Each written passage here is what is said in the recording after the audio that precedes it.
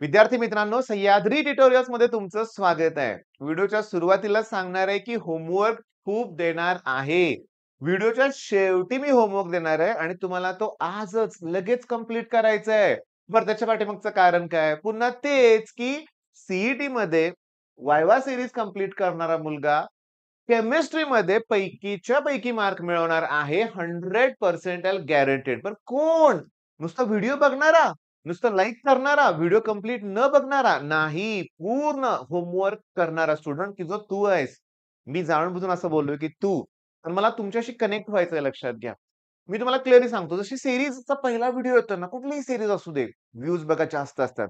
नंतर सीरीज वाढत जाते, तसे व्ह्यू कमी-कमी होत जातात. मी आता हे अगोदर पण एकदा कदाचित बोललो असेन, पुन्हा बोलतोय मी. तर तुम्ही टिकलाय ना शेवटपर्यंत, तर तुम्ही रिझल्टसाठीच टिकलाय लक्षात घ्या. मग होमवर्क केला पाहिजे. बरोबर आहे? बरं आजच्या याच्यामध्ये मी सुरुवात करतोय आयसो इलेक्ट्रॉनिक स्पेसिस. एवढा इम्पोर्टंट पॉइंट आहे हा लक्षात घ्या, की पहिला होमवर्क मी लगेच देतो. एटॉमिक नंबर 1 कुणाचा आहे? हायड्रोजन. बर. एटॉमिक नंबर 30 30 कुणाचा आहे? झिंकचा. मग तुम्हाला ना सांगतो एच पासून झिंक पर्यंत एटॉमिक नंबर 1 कोण आहे? हायड्रोजन. नंतर हेलियम आहे. नंतर कुठला आहे तुम्ही मला सांगा. नंतर तुम्हाला सांगतो 21 कोण आहे? स्कँडियम आहे लक्षात घ्या. मग scandium, titanium, vanadium, chromium, manganese, iron, cobalt, nickel, copper आणि शेवटी कोण आहे? झिंक. या प्रत्येकाचा ॲटॉमिक नंबर माहीत पाहिजे. बरं आता ॲटॉमिक नंबर म्हणजे काय? की number of proton or electron present in that atom म्हणूया आपण. बरोबर आहे? म्हणजे मला आयसो इलेक्ट्रॉनिक स्पेसिस म्हणजे काय? बघा एक लक्षात घ्या होमवर्कमध्ये हे पण वाढणार आहे. आयसोचा अर्थ सेम. ओके. आयसो इलेक्ट्रॉनिक याचा अर्थ सेम नंबर ऑफ इलेक्ट्रॉन्स. मग तुमच्याकडं हे सगळं पाहिजे, की तुम्हाला माहितीच पाहिजे, की कुणाकडे किती इलेक्ट्रॉन आहेत. बरं सोडियम आपलं फेव्हरेट बरं का. 8वी पासून झालंय बरं का हे सोडियमकडे 11 इलेक्ट्रॉन असतात.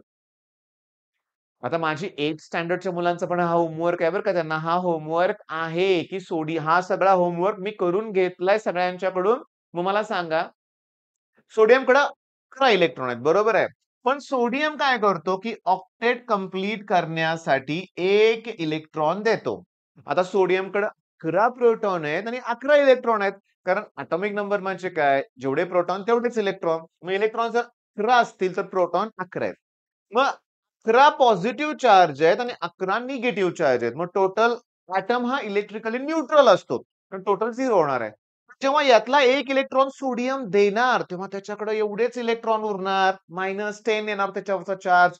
म्हणजे +1 झाला की नाही? मग तुम्हाला शिकायचंय काय? की Na+ लिहिलंय, याचा अर्थ त्यानं 1 इलेक्ट्रॉन दिलाय.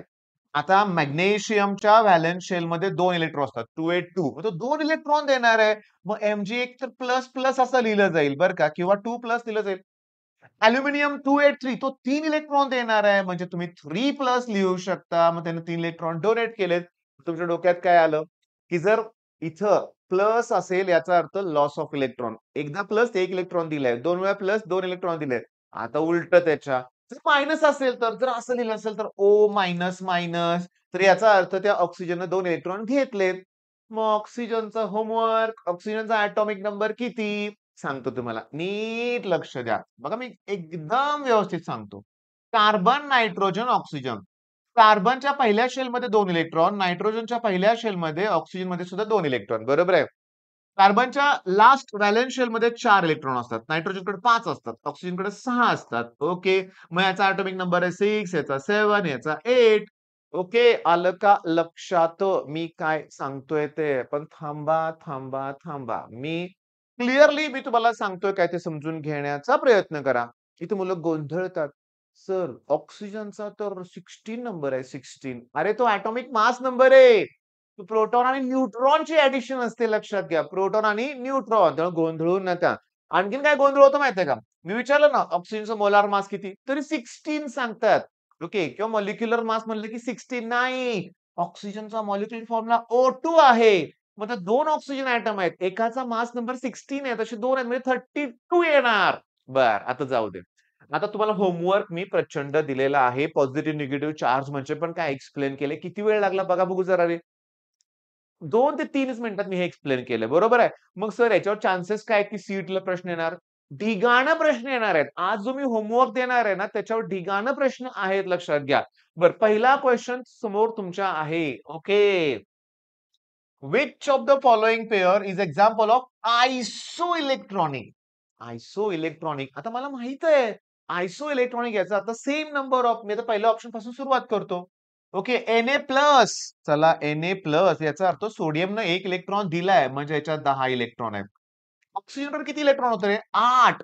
ऑक्सिजनकडे 8 इलेक्ट्रॉन पण त्याने 2 इलेक्ट्रॉन घेतलेत.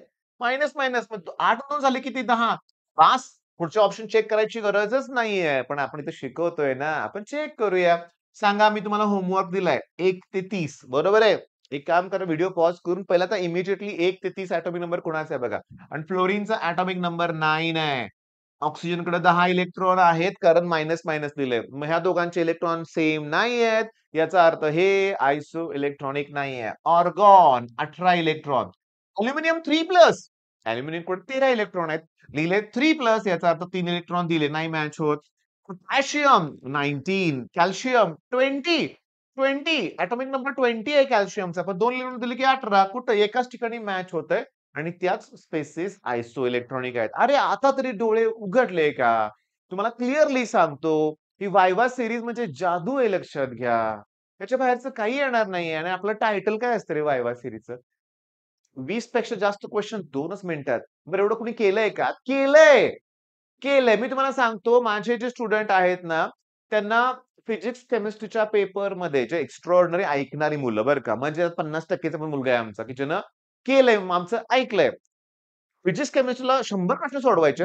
90 मिनिटं वेळ आहे ना, आमच्याकडे 5-10 मिनिटं शिल्लकच राहतात सगळं अटेम्प्ट करून. हां, 100 पर्सेंटाइलच्या मुलांबद्दल बोलतोय मी लक्षात घ्या. हां, तुम्ही आहे 100 पर्सेंटाइल तुम्हाला मिळवायचंय लक्षात घ्याच, लक्षात घ्या. क्लिअरली मग आता मला सांगा Na+ सेकंदात कळते की 10 इलेक्ट्रॉन आहेत 10. फ्लोरीनमध्ये तर 9च इलेक्ट्रॉन. ऑक्सिजनमध्ये तर 8च इलेक्ट्रॉन. निऑनमध्ये 10 इलेक्ट्रॉन. आता मी तुम्हाला होमवर्क देतोय. बघा होमवर्क वाढत चाललंय. हीना, नीना और करीना. हं. हीना, नीना और करीना तुम्हाला वाटतं ना काय चाललंय? हे शॉर्टकट आहेत. मुलांनी दिलेत बरं का मला लक्षात घ्या. तुम्ही माझे जुने व्हिडिओ बघितले असले शॉर्टकट नाहीयेत. बरं पुन्हा आहे झेरॉक्स राणी. झेरॉक्स राणी. YouTubeवर असे डेंजरस पण व्हिडिओ आहेत बरं का. डेंजरस त्यांनी काहीतरी वेगळीच नावं दिलीत बरं का लक्षात घ्या. वेगळी-वेगळी शॉर्टकट्स आहेत. पण मी तुम्हाला सांगतो ना, कोण आहेत हे? नोबेल गॅस आहेत. Nobel gas. त्यांचं ऑक्टेट कंप्लीट आहे. मग मला सांगा निऑनचं ऑक्टेट जर कंप्लीट असेल, तर शेवटच्या शेलमध्ये 8 इलेक्ट्रॉन येणार. मग झाले की नाही 10. मग झालं की मिळालं की आयसो इलेक्ट्रॉनिक कोण आहे? निऑन आहे. आता मग ह्यात किती इलेक्ट्रॉन आहेत? मॅग्नेशियम. 12 इलेक्ट्रॉन असतात लक्षात घ्या. मॅग्नेशियममध्ये किती? 12. ओके. आता शेवटचा क्वेश्चन तुम्हाला ॲज अ होमवर्क देतोय. थांबा. अजून होमवर्क द्यायचा आहेच. काय म्हणलंय? Which of the following is not isoelectronic with neon. आत्ताच बघितलं होतं निऑनमध्ये 10 इलेक्ट्रॉन आहेत. इथं माझं उत्तर गेलंय बघा. तिकडच उत्तर आहे. ऑक्सिजनने 2 इलेक्ट्रॉन घेतले 10 झाले. मॅग्नेशियमनं 2 दिले 10 झाले. अॅल्युमिनियमनं 3 दिले 10 झाले. पण सोडियमकडे तर 11 इलेक्ट्रॉन आहेत. म्हणजे जर माझा पहिला होमवर्क तुम्ही केला, तर तुम्हाला काय-काय जमू शकतं? एवढंच नाही, तुम्हाला मी सांगतो.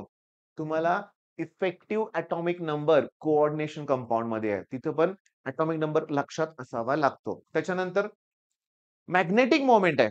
Spin only magnetic moment. Spin only magnetic moment. त्यात स्कँडियम पासून झिंक पर्यंतच्या मॅग्नेटिक मोमेंट हा एक कन्सेप्ट आहे दिलेला आहे लक्षात घ्या. ओके. तिथं तुम्हाला याची गरज लागते. अरे कितीतरी ठिकाणी तुम्हाला याची गरज लागणार आहे. कुठले? Atomic numbers. मला सांगा, आता रिअल होमवर्क स्टार्ट होणार आहे. मग मी तुम्हाला हा शब्द विचारतोय कुठला? Isotopes. Atoms of the same element having same atomic number but different atomic mass number are known as isotopes. आणि हे आयसोटोप तुम्हाला 9th स्टँडर्डच्या पुस्तकात शोधायचे आहेत. तुम्हाला डेफिनेशन करायचे आणि त्याचे युजेस करायचे आहेत. मी होमवर्क देतोय आणि प्लीज मला कॉमेंटमध्ये हवंय. कॉमेंटमध्ये आयसोटोपचे युजेस हवे आहेत. 9th स्टँडर्डचं पुस्तक डाउनलोड करायचं आणि सर्चमध्ये आयसोटोप टाकायचं. लगेच तुम्हाला पेज नंबर पण मिळेल लक्षात घ्या.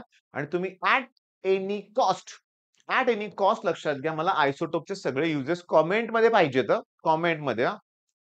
त्याच्यानंतर तुम्हाला सांगतो मग आयसो बार म्हणजे काय हेही सांगा. त्याचे एक्झाम्पल्स मला सांगा. त्याच्यानंतर मोस्ट इम्पॉर्टंट मला पाहिजे आयसोटोन्स. बरं, हे सगळं मला स्ट्रक्चर ऑफ ॲटम या कन्सेप्टमध्ये, या टॉपिकमध्ये मिळतंय. बरोबर आहे? Structure of item. फिजिक्समध्ये आहे का केमिस्ट्रीमध्ये आहे? Structure of atom. कमेंटमध्ये सांगा. फिजिक्समध्ये आहे का केमिस्ट्रीमध्ये आहे? अरे दोन्हीमध्ये आहे. फिजिक्समध्ये आणि केमिस्ट्री. 11th स्टँडर्ड केमिस्ट्रीमध्ये स्ट्रक्चर ऑफ ॲटमच असं नाव आहे आणि 12th मध्ये structure of atom, molecules and nuclei हा एक टॉपिक आहे. त्याच्यामध्ये पण ह्या कन्सेप्ट लागतातच. फिशन, फ्युजन अशा काही हायर कन्सेप्ट पण आहेत त्याच्यामध्ये, लक्षात घ्या. पण आता तुम्हाला कळालं असेल, की होमवर्क आज प्रचंड आहे. एटॉमिक नंबर लक्षात ठेवायचे आहेत. कधीही कोणाचा विचारला तरी विथिन सेकंड सांगता आला पाहिजे. त्याच्यानंतर एटॉमिक नंबर नंतर काय ह्या डेफिनेशन्स करायच्या आहेत आणि सगळ्यात इम्पोर्टंट आहे आयसोटोपचे युजेस. कॅन्सर ट्रीटमेंटसाठी कुठला आयसोटोप वापरतात? ओके, लिहा ना. आयोडीनच्या आयसोटोपचा कुठे वापर होतोय का? कोबाल्ट 60 असं काय ऐकलंय का? युरेनियमचे आयसोटोप्स माहिती आहेत का? अरे खूप हे 9th लाच दिलंय. चला, जोरात अभ्यास. Okay, all the best.